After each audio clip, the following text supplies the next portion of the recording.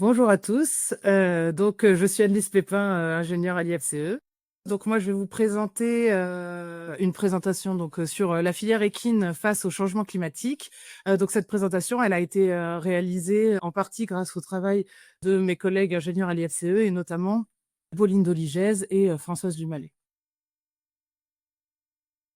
De quoi, va-t-on parler aujourd'hui? Déjà, on va faire un petit point sur le changement climatique. Quand on parle de changement climatique, de quoi est-ce qu'on parle exactement? Ensuite, des conséquences du changement climatique, en France métropolitaine, des impacts de ce changement sur l'alimentation, des impacts aussi sur la physiologie des équidés. On va bien sûr parler de l'eau, qui est un enjeu majeur pour la filière équine, et ensuite, des risques sanitaires engendrés par le changement climatique. Donc, quand on parle de changement climatique, de quoi parle-t-on? Déjà, selon la définition des Nations Unies, les changements climatiques, ça désigne des variations à long terme de la température et des modèles météorologiques. Alors, ça peut être des variations naturelles qui sont dues, par exemple, au cycle solaire ou aux éruptions volcaniques, mais depuis 1800, c'est indéniable, l'augmentation des températures est due aux activités humaines et notamment aux consommations d'énergie fossile. Si on regarde le graphique, que je vous ai mis en dessous, il représente l'évolution de la température moyenne annuelle en France métropolitaine depuis 1900 et c'est représenté sous forme d'écart, de la température à la moyenne observée à la période, 1960-1990 et ce qu'on constate, c'est qu'entre 1900 et 1990, on a en fait des années qui vont être, soit plutôt plus froides, soit plutôt plus chaudes.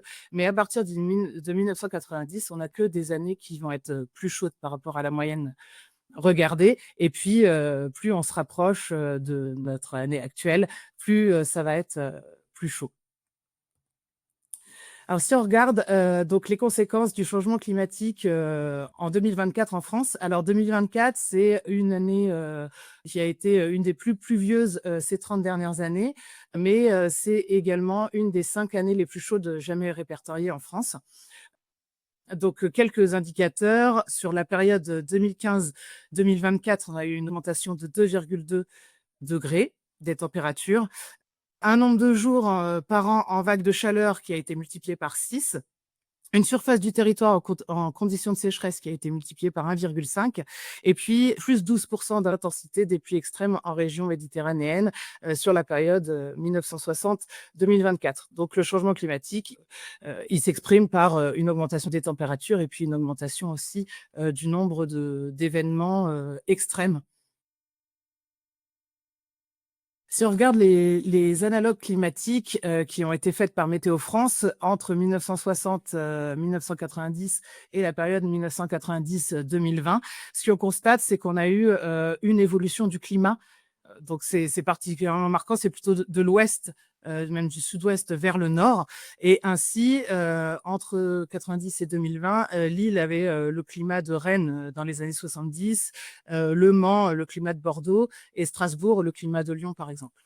Donc là, ça, c'était, entre 90 et 2020. Depuis 2020, les températures continuent à augmenter et ce qu'on constate surtout, c'est qu'on a une accélération, du changement climatique et des hausses, des températures associées.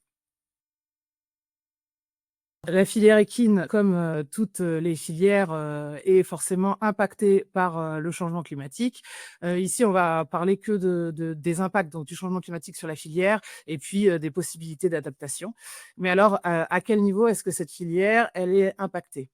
Alors déjà, elle va être impactée au niveau des chevaux en eux-mêmes, au niveau de leur santé et de leur bien-être. Après, la filière équine va être impactée, au niveau de tout ce qui est autour de l'alimentation et l'abreuvement des chevaux, que ce soit l'alimentation, en céréales, ou en herbes, et fourrages. Au niveau des aires de vie, que ce soit les aires de vie, en bâtiment ou en pâture. Et puis elle va être impactée au niveau de tout ce qui est autour de l'utilisation des chevaux, les activités, les aires de travail et le transport. Donc au niveau des impacts sur l'alimentation et la gestion de cette alimentation, le changement climatique va induire, une érosion des sols et une dégradation des couverts végétaux et aussi un développement des végétaux qui va être, soit plus précoce ou plus tardif. Si on regarde ici, par exemple, la croissance de l'herbe au cours de l'année, vous avez en vert la courbe de croissance, normale de l'herbe et en rouge la projection de la croissance avec le changement climatique. Et ce qu'on constate, c'est qu'on va avoir, une pousse de l'herbe qui va être plus précoce dans l'année avec, du coup, un pic de croissance de l'herbe, plus précoce également, ce qui va poser des questions sur, les conditions climatiques au moment de la récolte, idéale du fourrage. On va avoir une période de sécheresse qui va être, plus marquée avec, moins de pousses de l'herbe et puis plus étalée dans le temps aussi sur la période estivale et puis une, repousse, en automne qui va être décalée, plutôt vers la fin de l'année. Donc l'impact global sur les prairies, ça va être une baisse de la productivité des surfaces fourragères, une baisse de la qualité des fourrages et puis l'impact sur les cultures, ça va être, à peu près le même, une baisse du rendement en céréales, et les matières premières, ce qui va impliquer une augmentation du prix des concentrés et du prix de la paille également. L'impact sur, les cultures et également sur les prairies, ça va être aussi l'augmentation des adventices et puis, l'apparition de plantes exotiques invasives qui parfois auront été en fait, introduites par l'homme, via la mondialisation et cetera. Alors quelques idées d'adaptation, au niveau de l'alimentation, donc ce serait vraiment replacer l'herbe au centre de la ration pour, sécuriser, son alimentation et puis aussi parce que l'herbe, c'est la ration la plus économique. Pour ça, on peut améliorer sa conduite du pâturage en pratiquant, par exemple, le pâturage tournant, du repos en hiver, du déprimage, en limitant le surpâturage, par exemple. On peut aussi produire plus de fourrage et donc agrandir ses stocks de fourrage, entretenir les pâtures, favoriser l'enracinement, fertiliser avec, des engrais organiques. Rénover les prairies en pratiquant, de multi-espèces, peut-être du sursemis, semer à l'automne, et cetera. Maintenir les haies qui va, maintenir de l'ombrage et donc, éviter l'assèchement des couverts, végétaux et donc, de la brie et de l'herbe et puis peut-être utiliser d'autres plantes fourragères, ou, d'autres litières alternatives qui seraient moins gourmandes en eau. Alors ensuite, au niveau de l'impact sur la santé et le bien-être des équidés. La zone thermoneutre chez le cheval, est située de 5 à 25 degrés et le réchauffement, climatique et donc l'augmentation des températures va imposer en fait des variations de température qui ne correspondent pas forcément à la physiologie du cheval. Donc ça va induire un stress thermique qui peut avoir comme conséquence, de la déshydratation, des coups de chaleur à l'effort, éventuellement des troubles cardio-respiratoires et puis des contre-performances, lors de l'activité, physique, des équidés. Au niveau de l'élevage, ça va aussi avoir un impact sur les fonctions de reproduction et de fertilité et puis une baisse de la production lactée lors, des épisodes caniculaires et ensuite il peut y avoir aussi, beaucoup d'affections différentes qui vont être causées par l'augmentation des températures, et de la concentration en CO2 comme par exemple, des rhinites, des allergies.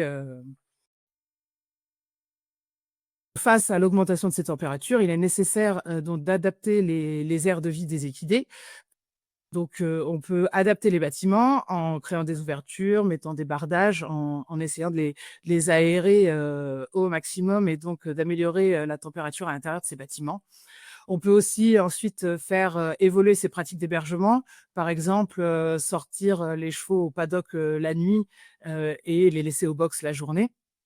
On peut aussi réfléchir sur l'utilisation des parcours, des espaces libres, au sein de notre structure ou alors partager avec d'autres usages, pour limiter le temps qui va être passé en bâtiment et réduire la consommation d'intrants et de litière notamment.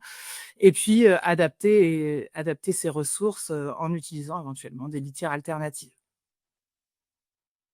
Donc ça, c'est pour la réorganisation des aires de vie des bâtiments, mais on peut aussi, il va falloir aussi penser à la réorganisation donc de l'activité des équidés qui va être forcément nécessaire, par rapport aux conditions climatiques. Donc ça peut être une réflexion, sur les calendriers de compétition et aussi sur l'organisation des activités équestres et hippiques. Donc ça va être, une réflexion sur l'organisation des activités donc, au fil des saisons, pendant l'année, mais aussi, au fil de la journée, en fonction de la température, par exemple.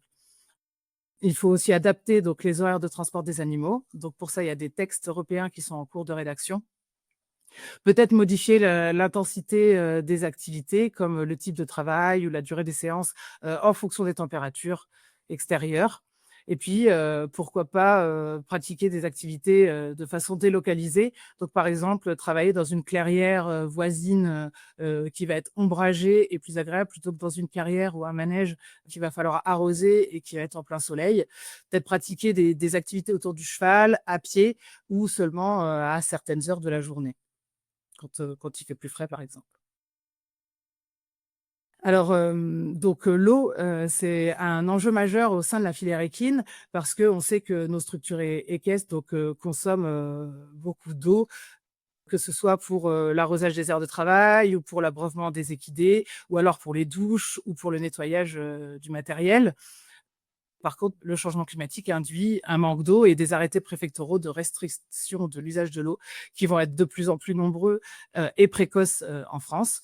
Donc il y a, certaines dérogations qui vont être accordées pour, les terrains, d'activité à enjeu national ou international, mais c'est pas du tout, l'ensemble, de nos aires de pratique. Donc ça bloque quand même beaucoup l'activité et puis ce qu'on constate, c'est qu'il y a des disparités interannuelles, saisonnières et régionales qui sont, très importantes et qui sont, de plus en plus marquées. Là, je vous ai mis 3 petites cartes qui représentent la situation de restriction de l'eau, sur, le même jour sur les 3 dernières années, 2023, 2024 et 2025 et ce qu'on constate, c'est que bon, chaque année a été, concernée par, des, restrictions, mais, de façon différente et donc ce qui fait que, c'est le changement climatique indique que c'est difficile à prévoir et difficile à anticiper. Donc sur l'eau, il y a aussi des leviers qui vont être, à activer comme pour, les activités, et les températures. Donc c'est adapter ses activités pour éviter de consommer, avec un planning des entraînements et des compétitions qui va être, prévu et réfléchi en fonction des quantités d'eau disponibles, une organisation du travail différente, des activités différentes en fonction des restrictions. C'est aussi, donc réduire ses consommations d'eau. Donc avant de réduire, les consommations d'eau, il faut déjà savoir combien on consomme. Donc ce serait éventuellement poser des compteurs, d'eau, différentiels pour savoir exactement quel poste consomme quoi et donc pouvoir agir dessus. Traquer les fuites, raisonner sa consommation, au quotidien en diminuant peut-être les douches ou le lavage, arroser moins et rechercher peut-être pour les aires de travail des sols alternatifs qui seraient moins gourmands en eau. Et on peut aussi diversifier ses ressources pour sécuriser son activité. Éventuellement réaliser des puits ou des forages, récupérer l'eau de pluie ou de drainage ou retraiter les eaux usées. Mais là-dessus, attention à la réglementation, pour l'utilisation de cette eau. Alors le changement climatique a aussi, induit une redéfinition des risques sanitaires et de leur cartographie. Les animaux, les humains, sont, mis ensemble dans des processus, épidémiques complexes parce qu'il y a de la transmission d'agents pathogènes, donc entre animaux et humains, mais aussi entre animaux ensemble, entre espèces ou entre animaux de la même espèce. Le changement climatique induit aussi, l'introduction de nouveaux vecteurs. Donc les vecteurs, c'est, un organisme vivant qui est, capable de transmettre des maladies et de nouveaux pathogènes. Donc c'est pas vraiment des nouveaux vecteurs et des nouveaux pathogènes, mais c'est des vecteurs et des pathogènes qu'on va retrouver dans des zones où on les trouvait pas habituellement. Donc leur zone d'expansion va être, augmentée due à des déplacements inhabituels de la faune sauvage, à la mondialisation, notamment au développement des transports, mondiaux et également au dégel des sols. Donc ça va induire une propagation de maladies, parasitaires, ou vectorielles, ou à réservoir sauvage qui va être plus importante et une accélération du développement de certains pathogènes, via un accroissement de leur population. Donc les 6 maladies, émergentes en Europe, enfin dont le développement a été, affecté au changement climatique, ce sont donc la fièvre catarrhale ovine, l'influenza aviaire, donc la grippe aviaire, la fièvre de la vallée du Rift, l'encéphalite West Nile, la peste porcine africaine et la peste équine. Et ce qu'on peut voir, c'est que parmi quand même ces 6 maladies, il y en a 2 qui concernent la filière équine. Donc pour montrer un peu l'action du vecteur, donc un vecteur qui dans ce cas-là est le moustique, j'ai choisi de faire un focus sur l'encéphalite West Nile. Donc l'encéphalite West Nile, c'est une maladie donc de type E, à déclaration obligatoire, chez l'homme, et les équidés depuis 2009 et puis, chez les oiseaux depuis 2021. Donc c'est une maladie qui est, donc transmise par le virus occidental, du Nil qui est, un des 69, flavivirus. Donc le flavivirus, c'est un type de virus qui transmet aussi, des maladies comme, la dengue ou la fièvre jaune ou, le Zika. Donc c'est un virus qui est particulièrement, important et suivi en santé vétérinaire et en santé humaine. C'est une maladie qui peut avoir une issue mortelle ou qui peut avoir une guérison lente avec, des possibles séquelles nerveuses. et surtout, c'est une maladie qui a des cas humains, donc qui présente des conséquences sanitaires et économiques, très importantes. Le cycle de transmission de cette maladie, en fait, il implique un vecteur, donc qui est le moustique, et puis aussi, un réservoir qui est, les oiseaux, et en fait, elle se transmet, là, on peut voir ici qu'elle se transmet d'oiseaux domestiques à, oiseaux migrateurs en revenant sur l'oiseau domestique, donc il y a un cycle comme ça, et le cheval et les humains, en fait, ils représentent des cul-de-sac épidémiologiques, c'est-à-dire qu'ils vont être contaminés, par la maladie, par les moustiques, donc ils vont pouvoir la contracter, mais ils vont pas pouvoir la transmettre. Donc au niveau de l'évolution de cette maladie, si on regarde la carte que je vous ai mis, à gauche de la diapositive, on peut voir que cette maladie, elle évolue rapidement puisque donc, en orange, vous avez les cas chez les équidés et puis vous aurez ensuite en vert, en petit triangle, les cas chez les animaux. Donc en 2018, on peut voir qu'elle était présente, majoritairement, autour du pourtour méditerranéen en Europe. En 2020, déjà, on a eu des cas en Allemagne, et plus de cas, en Italie. En 2023, donc on a eu les premiers cas dans l'ouest de la France, et puis en 2025, on a carrément, une expansion à toute l'Europe et notamment des cas en Île-de-France et marqués dernièrement par, donc l'apparition de 2 cas, autochtones, chez les humains, en Seine-Saint-Denis. Donc l'évolution de cette maladie, elle est due à la pullulation des moustiques qui, en fait, via le changement climatique, donc l'hausse des températures moyennes et les forts cumuls de précipitations, donc les moustiques, ils ont pu, se développer, de façon beaucoup plus large et par l'alternance aussi de plusieurs cycles d'hydratation-déshydratation et puis aussi par la modification des parcours ou de la temporalité des migrations animales saisonnières et notamment donc, des oiseaux migrateurs. Donc on a vu le moustique comme vecteur, maintenant je vais vous parler rapidement des tiques. Donc les tiques, c'est, un acarien hématophage, donc il y a plus de 900 espèces qui existent, donc 41 sont présentes en France. Il y en a 5 qui parasitent les équidés. C'est un excellent vecteur de maladie parce qu'elle a de nombreux hôtes, différents, chez les animaux et parfois chez les humains aussi. Elle fait des repas longs, elle a un haut potentiel reproductif et puis elle peut être transportée par les animaux sur de longues distances. Elle va transporter, des virus, des parasites, des bactéries qui vont être, facteurs de nombreuses maladies, chez les équidés, donc comme la pyroplasmose, la maladie de Lyme, l'anaplasmose ou l'encéphalite à tiques. Et en fait, ces tiques, normalement, elles sont actives, au printemps, et en automne, mais avec l'augmentation des températures, leur persistance va être, beaucoup plus longue et voire complètement continue en France métropolitaine. Au niveau de comment agir, face à l'expansion de ces maladies, en fait, on a vraiment une interaction qui est complexe entre la santé animale et l'évolution environnementale et puis, des facteurs anthropiques qui vont être comme, l'intensification agricole, la mobilité ou l'artificialisation des sols qui vont faire que tout ça, en fait, ça va agir ensemble sur les maladies. C'est pour ça qu'une approche, spécifique, va pas être suffisante et que donc, il faut agir en faisant une approche, type One Health, donc une seule santé, qui est une approche intégrée qui reconnaît, en fait, l'interdépendance entre la santé des humains, des animaux, et des écosystèmes. Ensuite, on peut aussi agir avec des réseaux d'épidémiosurveillance nationaux comme la plateforme ESA et le RESP qu'on connaît spécifique aux équidés, mais aussi internationaux comme l'Organisation mondiale de la santé équine. Et ça, ces réseaux d'épidémiosurveillance, ça permet de connaître au plus tôt le développement de la maladie et de prévenir les contagions. On peut exercer un contrôle et un suivi sur les vecteurs eux-mêmes, comme les moustiques par exemple, ou alors exercer de la vaccination, quand, la maladie le permet. Donc pour conclure, donc le réchauffement climatique, ce n'est que le début comme ce qu'on peut voir ici, sur, la petite courbe que je vous ai mis. C'est, donc indispensable, à prendre en compte, dans les décisions. C'est déjà d'ailleurs, le cas, au niveau du gouvernement avec, le premier plan national d'adaptation du sport au changement climatique. Donc ça pour le ministère du sport et puis pour le ministère de l'agriculture, donc il y a un chantier agriculture et alimentation dans le cadre de France Nation verte.